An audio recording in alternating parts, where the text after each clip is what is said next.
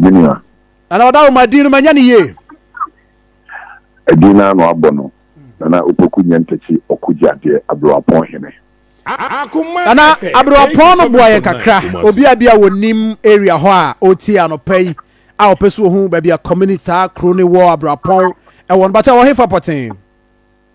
Abroapon yikura e wo Asante Akyem Agogo. Na kwa me kwako sapon. Na fast na so nko to ni bi no. Eno ni kwa etosu mienu a Agogo baaye ebuama na Agogo emahininya eye mahine yikuto no edoso na kupani no de onyemoso abroapon ene toso mienu ene kita oba Asante Akyem Agogo a yewo ye fa baby afan plains the plains mum ena abroapon kru no eche ye ne onyem nsuo no a separate here from okwawufo no utwa onyem nsuo na chese wati kwawu afodiem otransa na okwa bini na fe ukọ eye abetifi ene tietimi fa ho ekonkran etimi fa ho no kosi abetifi ye ne eye kwawufo ne boshe ti abroapon ikupani a eka Agogo nkuto no bi na hodie jumantima mufo no jumadi o mu dia ye kuyaye. Okay. Nana, wona wo share akotade ejina video yi mu ha ya wani abreka sei. Nana wada ron bacha wo video ayensa kan ha. Share akotade je nana ni abrepa. Bere ma pepe eyemia na me share atade no kire se wuhu se obi share atade na kire se eni bresem e na aba. San se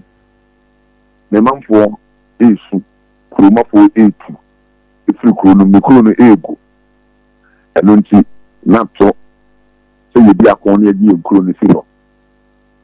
na wada romadia na ekoso ankasa ehun se umanfo aboko jan kuta na de kuta bo do kuta chance siso do kuta aso a ono so bom na wada roma edi na ekoso ni ade kan me damo ase akuma FM me damo ti fo nso nyina se ti amu nyina na e wodi mapa mo ye di som Ghana mani Sante man. Minia, we do bisa se die na esia. Eche damanse a amam pintin anei. As abroapon man ene eyo manfo no bida mo ye nyina nipa mo no nyina ye kuafo. Ah sabe o makodi abediem eye kuayo no mo ya o mo de sum o man ni Sante man ni Ghana man. Na se dia kuti e wo ho ne se yedia ensase wo abroapon ene ne important mo nyina ma obroni a ne company ne yese from Eco Planet Bamboo Africa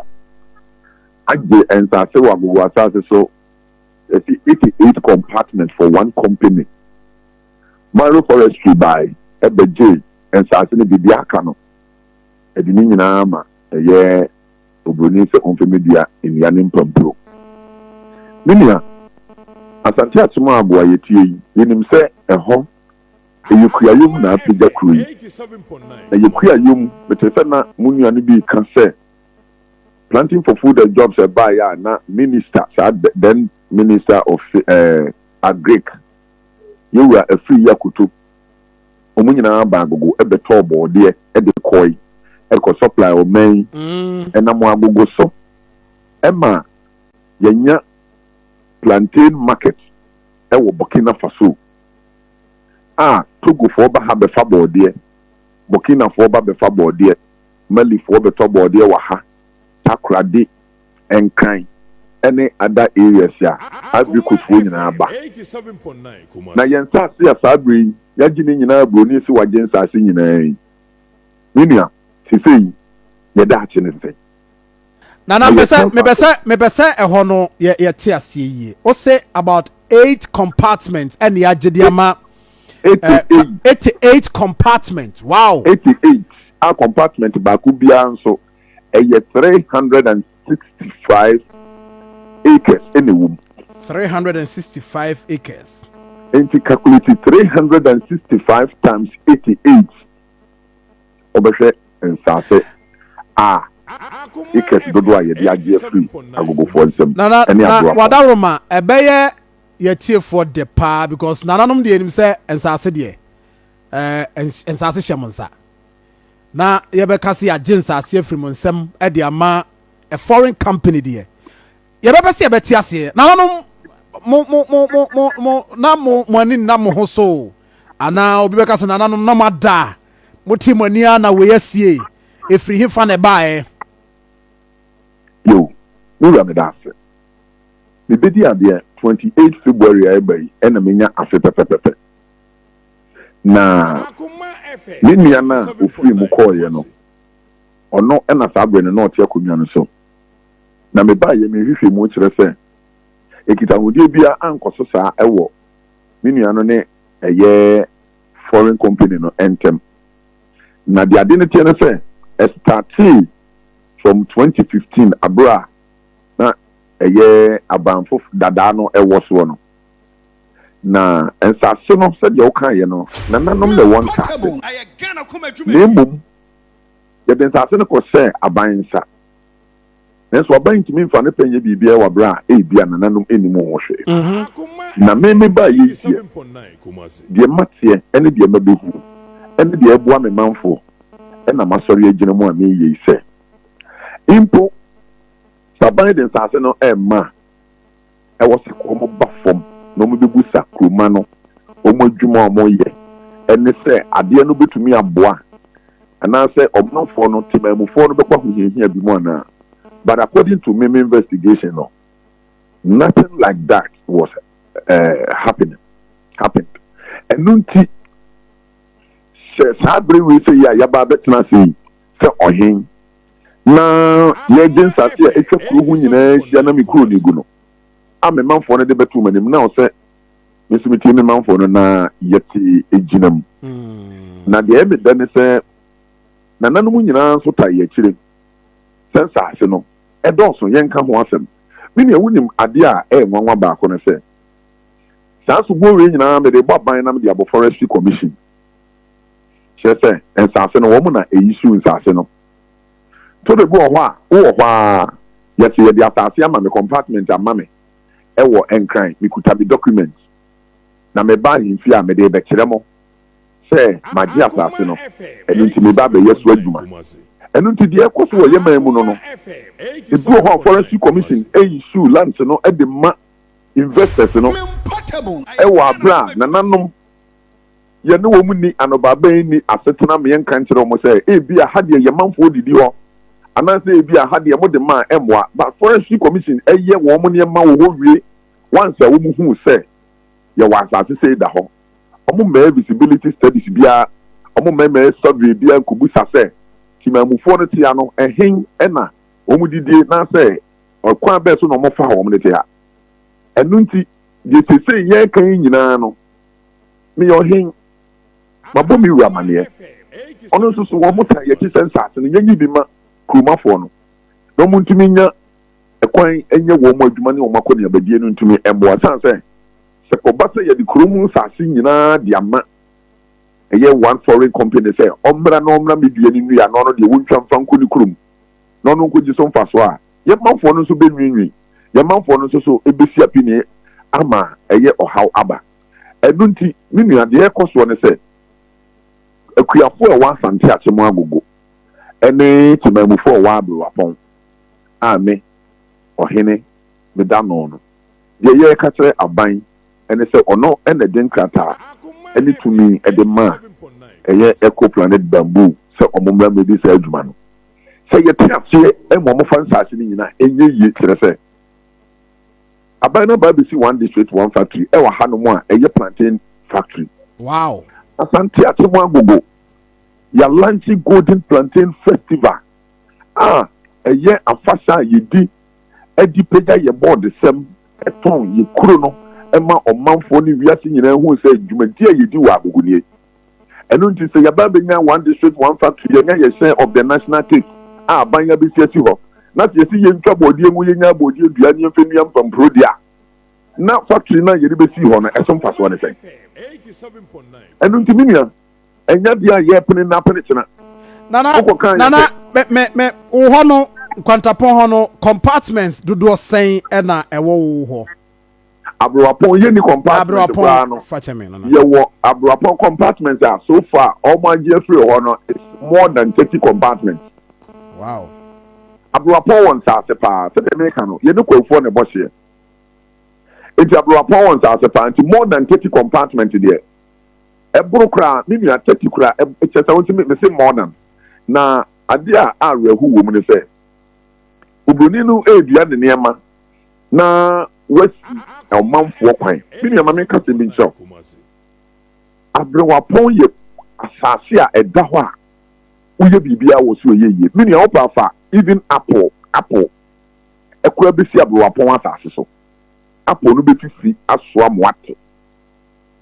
ɛhɔ ɛna jene meka onion a ɔman yeye no yedua no abrewapon produce the largest part of a year onion to the country. Secondly, watermelon. Oba Asante Akyem and that's Ghana Memuha. Watermelon in free baby to me in Abrewapon. A hot in the dear watermelon Casiepa and the supply of Memunya maybe before I am my order also. But dear, Yankamwasem. Amako, to say Amako, the whole Ghana. But being where you dear Amako, a Abrewapon. And to me, Crano, let's say ye belanche a ye pepper festival in Abrewapon. Minia, Sanyama will say Abra ye two about them. Ah, not yentiminya, Jane Bintimin Conco Farm Free Bokin and Nomen as a foreman. Abrewapon supplies onion in this country. A school for a free university one hold or ever ebedi omo power Abrewapon. Omo obeye full ebenye school fees di ko tua wo school. Omo ebeye belodu bode e dru brada eni fiada minia bra agogo na bebe. Nana wadaroma company ye di omo nkomo ya edi no wabodi no se ye fra omo Eco Planet Bamboo. Omaba area ho ama mohu om se omaba. I mean start juma. Minia almost started last 3 years ago. Emma even last year me shase no omudi anobaba. Census no ewom saban dia mo de but yentimi ntete mfani nyina ma won. Enu nti omunya nsase ni bi. Omo so omo de omo akwa land no omkuta omo document. Right by force all say kuafo ni nyina vacate lands ne de momo. That's right. That is how it here. Now one funny thing na a woman say omo ba no wan say that no wan better so yenya agreement as I send ye dia na ye buy ye no meaning enye forest na da ho ene ye dia momo eye plantain farm e ho na nanka me bebusa se na onye sure say forest ya reserve na o manfo adidi awura mu a aban dia ma na ntokoya start here. I mean my brother ade ni nyina ne say Abrewapon kro no fitin wo na no students wo ho no eye ketewa bi ba de akada ho ni nyina akofo nyina no eye forest reserve eno de o kan ko akyem na mmom enye so manfo no efitin ya na omo ekoho president ko for time ena Abrewapon man ekọ se yenye ba bi ni di enu nti omo me ba bi ni eni di enom de ba so okay e fe dua bi tabuchere tree eye royal tree na Abrewapon man em make sure say ye be dua sha enua no na mmom ye dua enua no ne ye didi asase ne so na wa wunim fulani semu a eba Asante Akyem Agogo ema wo how bebre to ye no ye dua enua na more than 3 compartments enei se oba Abrewapon sese ya enipa a school for to me free tech e be free UDS eba ye research it was a dua na make no oba Abrewapon ye do beba enunti ebi to Cape Coast University ba Forestry Commission omunyina nim Ministry of Lands and Natural Resources and then the Agric Ministry omunyina nim sanye ma ekoso owi enunti enye omanfo no pen om de ko eye aban no ne mo kwan mo ko ho enunti se emi ni justice ye ba ye no na tofo no ehye ye nkwaye ni nyina da enunti ebeye asase ye da ho no mo a akuafo no say omanfo mo pe anko na ban ne ma o mo kwan ediko enti no ni nyina se ni nyina ye bode ɛno nti ɛnyɛ kwaeɛ na da hɔ ɛna ɔmanfoɔ no ebu ne yɛwom ɛde kɔdua bɔɔdeɛ daabi ɔba wunhu sɛ kwaeɛ wei da daabi ne nyinaa yɛ bɔɔdeɛ afudeɛ nkoaa ne wɔ hɔ ɛno nti no sɛ ɔman yi mu sɛ mimi soso sɛ even if sɛ ɛyɛ kwaeɛ koraa na sɛ forestry ɛfoɔ nsaase na sɛ yɛse sɛ aban ehu sɛ Asante Akyem Agogo a kuro bi yɛfrɛ wɔ Abrewapɔn ɛne ne nsaase no hɔ ɛne yɛyɛ nnuane ɛde yɛdua nnuane de ɛboa ɔman yi nnuane sɛm a ade nti yɛde ma ɔmo a ɛyɛ yie anaa Maro forestry by no wabɛgye fa ɛde adua nnuane nyinaa ɛna yɛ sɛ Eco Planet Bamboo nso wabɛgye deɛ aka no nti Agogo yɛ future wɔ yi timamufoɔ wɔ hɔ no ɔmo daakye ne sɛn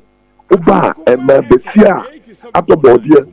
ɛde bi ahwɛ wɔn mma universities ɛde bi ahwɛ wɔn ba nursing training ɛde bi ahwɛ wɔn mma teacher training ɛde bi asisi adan abrosan no mu na sɔfo na ɔba Agogo a ɛma akora wɔ sika ɛkyɛn ɛyɛ obi a wɔte aburukyire timamufoɔ no bi ɛbɔ wɔn ho mmɔden yie paa egyina kuayɔ a ɛrekɔ so aban no soso yɛ fia wɔn nhyɛ kuayɔ mu. na but money forestry commission for ɛdi nkɔmɔ. Binia, many one have this series of meeting upon meetings. As one more can say, enough for say one of the assassin and foreign investor. Almost because the cost of financial loss to the state because Omutia grand rent. And then maybe so almost say, and to more jeans, can I more general than Tima before no, sorry, a 12 Mamma. Or no, what one, Eddie Cabra, white jinty, woman for Uncle Sofa. Say, young Crawford, ɔman foforɔ mu sɔre ɔmo kɔ South Africa no mu na sefo yɛtwa binom ti yɛyɛ binom ayakayaka deɛ ɛnna ɔman mu nipa nyinaa hwɛ yɛ nɛɛse emu nipa nyinaa na etu efiri ɔman mu de kɔtena burokyire yi na sɛbi minua yɛ gold ɔwɔ ɔman mu obroni na etuo yɛ oil broni na etuo yɛ bauxite yɛ manganese ɛnu na sefo nyinaa broni na etuo na fɛ deɛ sekan so a yɛfa yɛ sɛ yɛ dɔ no so broni bɛgye sekan afiri yɛn nsɛm deɛ no man yɛkɔyɛ anaase yɛ ba. Ɛsɛ nana mo ono manfo deɛ mo sinkete sɛ nya deɛ sɛ mbɛpɛ. Nya deɛ yɛ pene nɛ apene kyena because man mu ani free. Yɛntumi nyina ne nkoa ɛwɔ yɛ man mu. Yɛntumi nyina ne nkoa ɛwɔ yɛ man mu. Yɛ di kuyayɔ na tete yɛn. Yɛ maame num kuyayɔ, yɛ nananom na konje nsase de to hɔ. Nsase dem nananom ne yɛ dia ɛna yɛ de kɔ sɛ aban nsa. Ɛnu nti sɛ yɛ hia bia. Ɛwɔ sɛ yɛ gibie. Ɛnu nti yɛbɛkɔ akɔsi sɛ wɔ manfoɔ no bɛte aban bɛte yɛ sufrɛ ate yɛn ka na ɔba bɛyɛ deɛ bɛama ɛnyɛ deɛ a Abrewapɔn man ɛne Agogo man no yɛbɛtena hɔ ama yɛde yɛn nsaase nyina da ɛde ama aborɔfo na sɛbe yɛsɔre akɔtena kɔsi buroni maa so yɛakɔyiyi sɛbe nananom a nkurɔfoɔ to pampers ɛne yɛde abɔbra wabra yɛ wɔn nsaase ɛwɔ yɛ kurom. Nana ɔmode metrofoɔ tata akuafoɔ because they see what Omuntumi Abrewapɔn yɛ gyina brane paa na we are ready for obia why na against say obe intimidate yɛn ɛna ne yɛtie ma mu na yɛn ba bɛda ne yɛ fɛ ne sɛ ɛnkwa they dare not and they shouldn't try sɛ obi ɛyɛ no ho so yɛ macho man na ɔba yɛsɛ bɛkyerɛ wɔn sɛ yɛn soso yɛn nyinaa no yɛwɔ yɛyɛ ready for them ɛno nti yɛdeɛ yɛka na yɛde asrɛ sɛ minim sɛ Akuma FM ɛkɔ akyiri yie paa nananom etie minim sɛ santima awura ɔno na asantima mu nsase nyinaa wɔ no King Solomon na otumfuo mi wura no mesom no prɛkɔpɛ na kɔ abuburo ne me ɛno nti nansan ɛte sɛ ɔkan sɛ munyi nsase no bi yɛn nsase no akɔdi abansɛm no monsan fɛ ma nananom na nananom nhwɛ ɛkwan yɛ bɛfa so a ɛde mfasoɔ bɛbrɛ yɛn Agogo man ekuyafoɔ na deseɛ ɔmo na sese yato abosinu yɛ o yɛnya baabi ne yɛadɔ ne yɛdidi ɛno nti menim sɛ masɛm a meka yi santima retie na nanom nyina etie amampa ɛyɛ amanyɔfoɔ nso so ɔwɔ ɔman mu ɔmo nyina ɔmo tie sɛ Abrewapɔn ɛne Agogo man no ɔmo mmra mɛboa yɛ na ɔmo nye nsase no bi man na sese deɛ ne manfoɔ no yɛdi atutu aka yɛn nsɛm. Nana no pɛ me na wase. Me nso me da ase binia. Abusuafo Nana Opoku Nyantachi Okoji Adeɛ the first. Ɛyɛ Abrewapɔn hene. Nana Libraba wakasa pa nana nibre aba ya nana wakasa pa nibre aba nemum forest for omo ntena ho emma ne nana eken yenkoduru ho nibre aba